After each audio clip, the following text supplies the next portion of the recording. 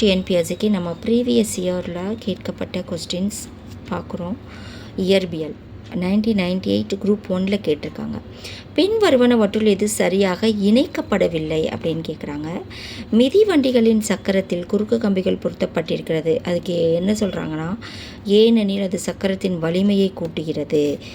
அடுத்து இது தவறான இணை. ஆன்சர் இதுதான். பட் என்னென்ன இங்கே சரியான கொடுத்துருக்காங்க அப்படின்னு பார்க்கலாம்.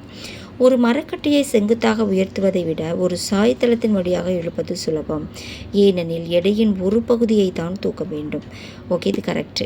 மாலையில் சூரியன் அடிவானத்திற்கு கீழே சென்ற பின்பும் சிறிது நேரம் அது தெரிகிறது, ஏனெனில் பூமி பரப்பிற்கு அருகில் உள்ள காற்றின் அடர்த்தி மேல் வளிமண்டலத்தில் உள்ளதை விட அதிகம்.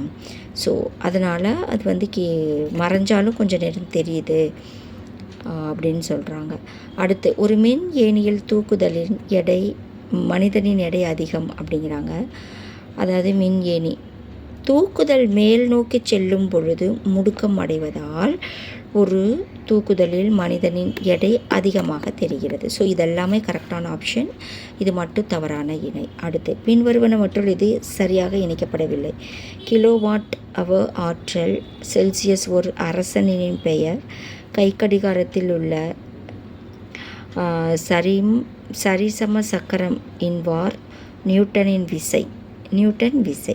ஸோ இதெல்லாம் சரியான கூற்று. இதில் தவறாக இணைக்கப்பட்டது செல்சியஸ் ஓர் அரசனின் பெயர் அப்படின்றது தவறான இணை.